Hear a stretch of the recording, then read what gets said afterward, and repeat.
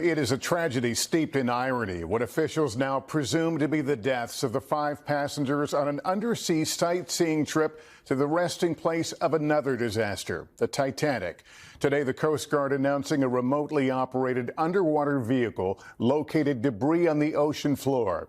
The Coast Guard says it's consistent with a catastrophic implosion of the small vessel. The tail cone found just 1,600 feet from the Titanic shipwreck. The sub's titanium hull apparently succumbing to the crushing depth of more than 2 miles beneath the surface. The sub operator, OceanGate, in a statement saying, "Our hearts are with these 5 souls and every member of their families." But the tragedy already fueling difficult questions about the pursuit of extreme adventures and the cost and demand on others when they go wrong. Tom Costello has late details. Heartbreak in the North Atlantic. After 4 days of searching for that missing mini-sub named Titan and the 5 people on board, this morning a Canadian deep-sea robot spotted debris from the sub just 1,600 feet from the wreckage of the Titanic, the very destination it was headed for on Sunday. The debris is consistent with the catastrophic loss of the pressure chamber. A catastrophic implosion in the extreme pressure at nearly 13,000 feet below sea level. The size of the debris field is consistent with that implosion in the water column. In a statement, OceanGate, the sub's owner, said, "Our hearts are with these 5 souls. We grieve the loss of life and joy they brought to everyone they knew." Stockton Rush, the founder and CEO of OceanGate, billionaire adventurer Hamish Harding, French sub and Titanic experts Paul-Henri Nogelet, wealthy British-Pakistani businessman Shahzada Dawood, and his 19-year-old son, Suleiman. Suleiman's aunt says the teen was terrified, but went along to bond with his father. He had a sense that this was not okay, and he was not very comfortable about doing it. The Coast Guard says the U.S., Canada, France, and Britain will have to determine who will investigate and whether to recover the victims. So close to Titanic's final resting place, where 1,500 people died in 1912. Still to be determined who pays for the search and potential recovery. The company had been diving to the Titanic since 2021, charging customers as much as $250,000 for the experience. But a former employee and other submersible experts had long warned the sub was not certified to dive so deep. In 2018, the chairman of a committee of 38 concerned submersible experts wrote to CEO Rush asking him to adhere to our industry-accepted safety guidelines and protocols for ultimate success. In 2021, Discovery Channel host Josh Gates decided against taking the sub down to the Titanic for his TV show. I just felt as though the sub needed more time and it needed more testing, frankly. Investigators don't yet know why the sub imploded. It might have simply surrendered to the crushing pressure nearly 400 times what it is at sea level. Perhaps a fatigue crack developed in the titanium carbon fiber shell after so many deep dives. It's really hard to imagine. It's one Empire State Building made of lead sitting on top of you at that level. In a hauntingly cruel twist of fate, Stockton Rush's wife, Wendy, lost relatives in the Titanic more than 100 years ago. Now her husband has lost his life in those same deep waters. And Tom, we're getting late word now the Navy may have actually detected the sub implosion days ago. What more do we know? That's right. The Navy tells NBC News that at about the time that contact was lost with that sub, its underwater detection system picked up acoustics that would be similar to, consistent with an implosion or an explosion. But because they wanted to hope for saving lives, they continued with the search and rescue operation.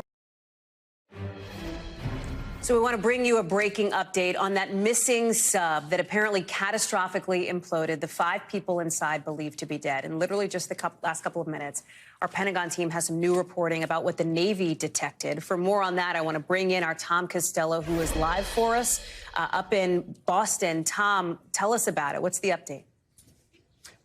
That's right. We are still at U.S. Coast Guard Boston Command, the incident command for this entire rescue operation. The Navy is now confirming to NBC News that, in fact, on Sunday, when that sub went in the water, and as you know, they lost communication an hour and 45 minutes down, the Navy says at about that same time, it detected through its underwater acoustic listening devices sounds consistent with an implosion or an explosion. That would suggest, in fact, that this implosion, if in fact it was an implosion of the hull all at once, it happened within the first few hours, in fact, the first hour and a half or hour and 45 minutes of the descent. I specifically asked the Admiral during the news conference this afternoon, is there any evidence that the sub actually crashed into the Titanic wreck? And that's how it was lost. And he said, no, we believe it was lost in the water column. In other words, above the wreckage and off a little bit, 1,600 feet away, and that it came down, it rained down into its own debris field in that area. And so now the Navy is coming forth and saying, in fact, they picked up that sound of an implosion. Now, importantly, the Navy says it gave that information to the incident commander, which is Coast Guard Incident Command, and they decided they're going to go proceed with the search and rescue because they wanted to give every possibility of finding people alive, giving them a chance of survival. But the commander, the incident commander, he also said today, once we saw what the ROV, what the debris field looked like on the bottom of the ocean, it was clear nobody could have survived. Tom, you have been covering this story from the moment that we learned about this missing submersible, and now just such a terrible end to this search. Can you give us a sense of what it's like where you are, getting these updates and being there? Well, I'm first of all, what you can't see because of the camera angle, we are surrounded by international media. I mean, this is a big story, not just domestically, but it has been a huge story internationally and surrounded by every language you can imagine, people reporting back to their home countries. But I must say, this was the feeling all along. I mean, I talked to a lot of experts on and off camera, retired Navy sub commanders, experts in marine biology, experts in submarine technology, miniature submarines, and all of them felt from the very beginning this was what likely happened. Keep in mind the pressure down at that depth where the Titanic sits. It's roughly 400 times greater than what you and I are experiencing right now. Nothing can survive at that depth, nothing human. And even man-made items are crushed very, very quickly. So that intense pressure on that mini sub may very well have been what caused the implosion. And then the question is going to be, was there some sort of fatigue crack in the hull, if you will, in the actual sub? Or was it fatigued after going up and down so many times?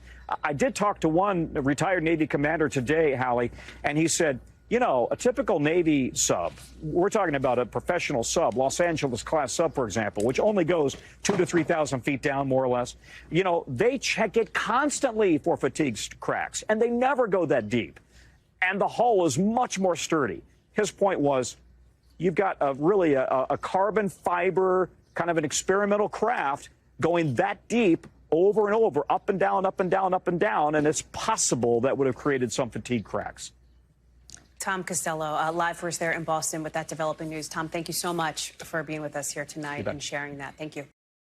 U.S. and Canadian Coast Guard ships are at this hour rushing to the North Atlantic as two U.S. C-130 planes survey the vast ocean surface for any signs of a private submersible and the 5 people on board. Last seen Sunday morning as it descended to survey the wreck of the Titanic. During the course of the dive, they lost communications, and we have not had communications with the submersible since then. The 21-foot submersible named Titan, made of titanium and carbon fiber, is owned by Ocean Gate, an operator of small subs for research, film production, and tourist trips to the Titanic for $250,000.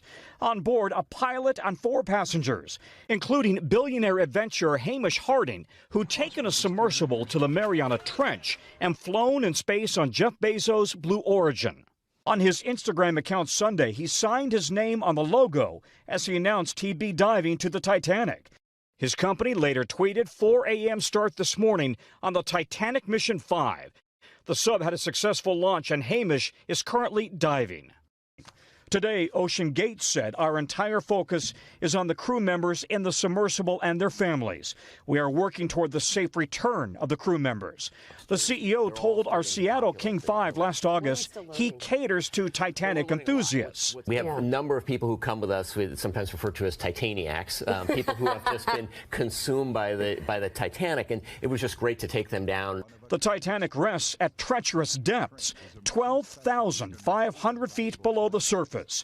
1,500 people died when she sank in 1912. The missing sub was only supposed to be gone for 6 to 8 hours, with 96 hours of reserve oxygen. Already, Canadian P-8 search planes have dropped sonar buoys on the rough seas, listening for the sub in a deep, vast expanse of ocean. Are they listening for voices? What can they pick up? We're hoping that they can pick up any unusual sounds, maybe tapping on the hull or voices or those types of things, any signs of the vessel there in the water.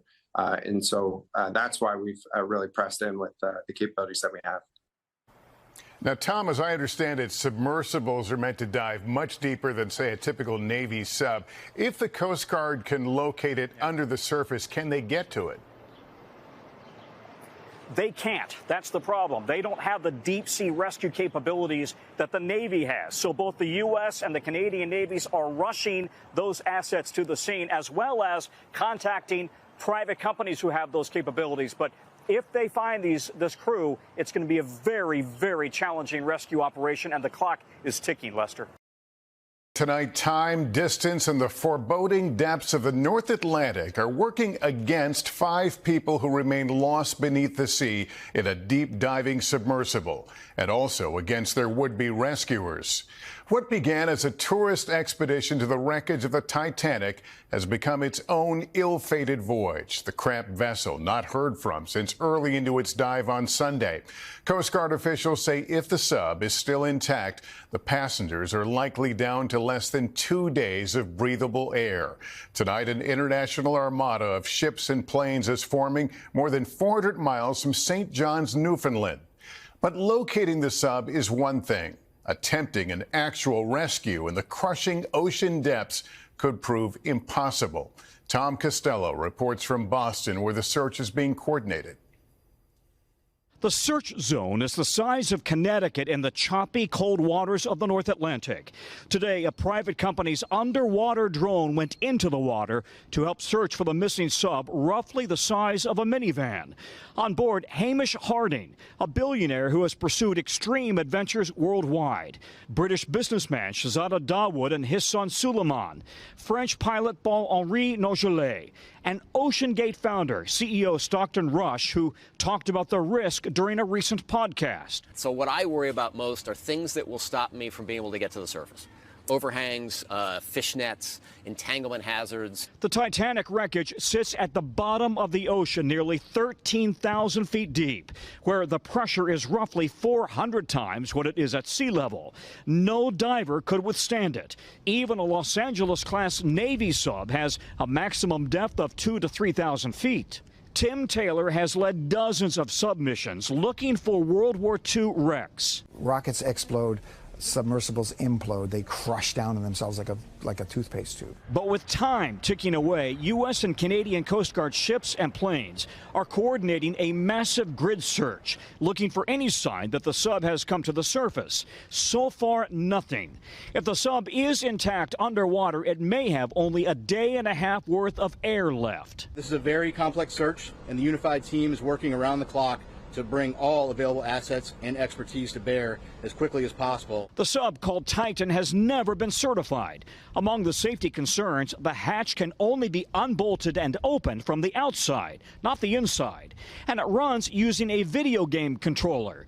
The Navy is now rushing salvage equipment to the site in case the sub needs to be lifted out of the ocean. If your submersibles can find this sub, is there any way to retrieve it and save the people on board? We have a group of our nation's best experts in the Unified Command, and if we get to that point, those experts will be looking at what the next course of action is. But time is of the essence. Terry Virts is a former astronaut and close friend of Hamish Harding, who heard from him just before the dive. The text I got was, hey, We're headed down to Titanic today, ! The hope, all 5 are still alive. I would assume they're stuck on the bottom in the mud or somehow entangled in Titanic. It's a search and rescue mission. So first of all, they have to find them. Tom, what more can you tell us about this salvage equipment the Navy is rushing to Newfoundland, Canada? Yeah, the Navy, the Air Force tells us that 7 C-17s are right now flying that salvage equipment from Buffalo to Newfoundland. But then they've got to load it onto a ship or ships, and the travel time out to the search zone could take days, and the clock is ticking. They may not have much more time in there.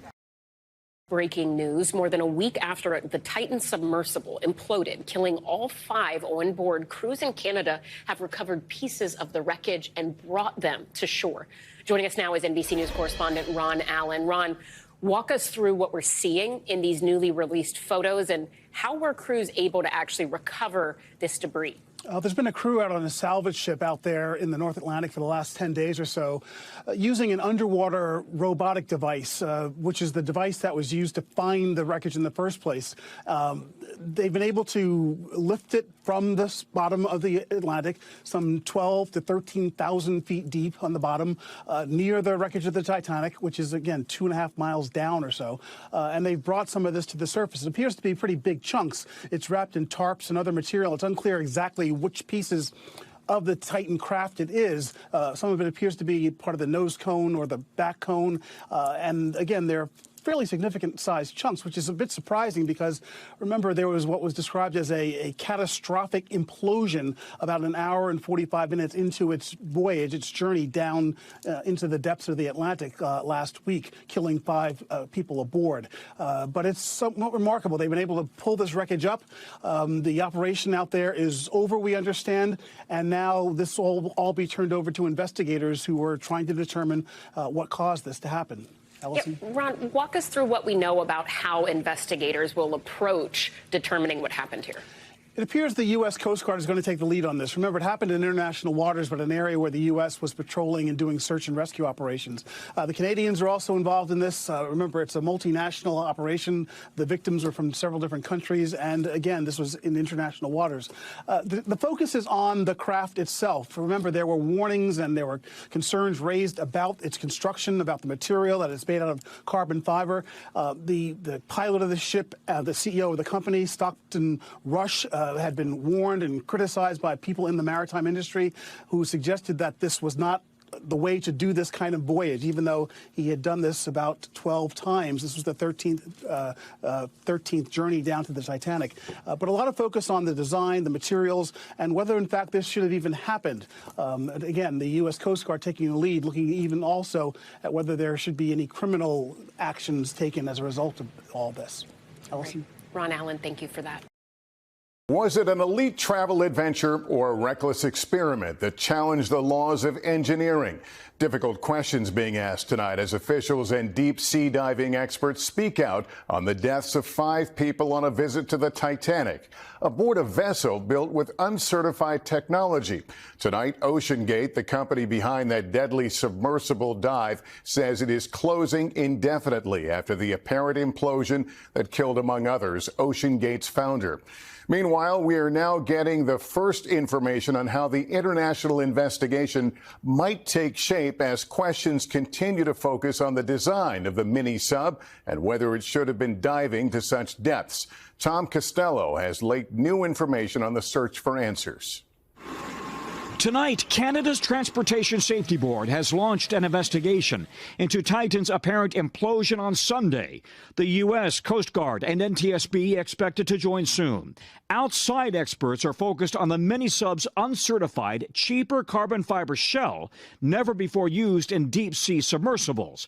Titanic movie director and ocean explorer James Cameron says that decision may have proved fatal. You know, sometimes people get go fever, but you shouldn't be using an experimental vehicle for paying passengers that aren't themselves deep ocean engineers. In 2018, OceanGate founder Stockton Rush submitted this patent application, disclosing that the carbon fiber was for use in extreme conditions, such as high-pressure conditions, high or low temperature conditions. I'd like to be remembered as an innovator. I think it was General MacArthur said, "You're remembered for the rules you break." But dozens of submersible experts, including mechanical engineer Bart Kemper, appealed to Rush to seek an outside engineering review. He declined. He felt that it would take too long for his innovations to be approved by outsiders. But an original co-founder of OceanGate insists Rush was focused on safety. He was very well aware of the risks of operating at these deep depths, and he was very committed to safety. The OceanGate sub made 13 successful trips to Titanic, nearly 13,000 feet down, before Sunday's disaster killed all 5 men on board. The question for investigators, did those dives weaken the carbon fiber shell? The Navy only uses carbon steel for its subs, operating much closer to the surface. So they're operating at 10 times as deep, 10 times the pressure. We are super scared of the pressure. It's like crushing a can of Coca-Cola, let's say. The ends of it are going to get warped, and when they warp, those bolts are going to come free. In 2021, David Wad rode the sub all the way to Titanic. I knew when I went down, if something happened to the submersible, that was it. Under an international treaty, tourists are allowed to visit the Titanic site. But tonight, new questions about whether submersibles need government oversight. So there are standards, there are industry standards, and they were not adhering to them. So, Tom, has there been a decision yet on whether they will try to recover the victims' remains or recover debris from the sub? Not yet. Most experts I talked to say there may not be any more victims' remains on the ground there on the bottom of the ocean. As for recovering the Titan's remains, the sub's remains, that may be critical to the investigation. It could cost a lot, and it's not clear who would pay for it. Tonight, the U.S. Coast Guard is presenting the most complete look yet at the final moments of the OceanGate Titan submersible, lost while on a mission to explore the wreck of the Titanic. The Coast Guard today showed this never-before-seen animation tracking the Titan and its support vehicle, the Polar Prince.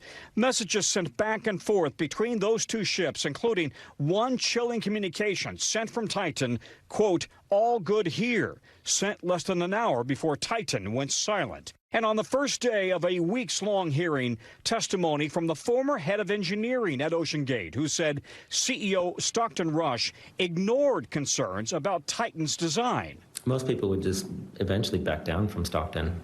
Like it was almost death by 1,000 cuts. Tony Nissen saying he refused to dive in the submersible that he helped design. He wanted me to be the pilot that runs the Titanic missions, and I told him I'm not getting in it. He was right not to. On the morning of June 18th, 2023, the submersible began its voyage. The sub had 5 on board, including Rush, but about 3 hours into the descent, the vessel lost contact with its support ship. The final message from the Titan reading, "Dropped to WTS," an abbreviation for dive weights, meaning the sub may have been trying to rise, not dive, just seconds before it imploded. Roughly 8 hours passed before OceanGate notified authorities. That, according to the Coast Guard. The search was on. The clock is ticking. They may not have much more time. Which we covered extensively. A massive grid search. For the next 3 days, the world watched with bated breath as Titan was only built with a 96-hour supply of oxygen. A glimmer of hope as a Canadian aircraft flagged what it believed could be man-made sounds from the ocean. Can you describe what the noise sounds like that they're hearing? They're trying to put all the pieces together. The noises have been described as banging noises. But what we didn't know then, on the day the Titan disappeared, the U.S. Navy detected a, quote, sound that is consistent with an implosion or explosion, but not definitive, located near where the sub went missing. That information passed on to the Coast Guard, but not reported publicly. It meant that Titan's occupants likely died instantly under the immense crushing pressure of the deep sea. Most experts I talked to say there may not be any more victims' remains on the bottom of the ocean. On the 4th day of the search, a robotic vessel took this picture, released for the first time as part of today's presentation, showing shattered pieces of Titan's hull and tragically confirming the fate of everyone on board. The only consolation in all of this is that it appears that whatever happened, it happened instantly, and they would have been gone very quickly. Where does this investigation, they're doing this hearing, they have these findings, where does this go from here? It is a 2-week investigation, 24 witnesses in all. They want to hear from not only employees, former employees, but also they want to hear from Coast Guard commanders, Coast Guard investigators. Ultimately, all of the findings will be presented to the Coast Guard Commandant and the NTSB. The bottom line is this: should this ship, submersible, ever have been allowed to go into the water? This is a carbon fiber design. Is that simply a flawed design for this kind of a deep dive? The Navy doesn't use carbon fiber. And then, if there are any criminal charges, they would refer that to the DOJ. Thanks for watching. Stay updated about breaking news and top stories on the NBC News app or follow us on social media.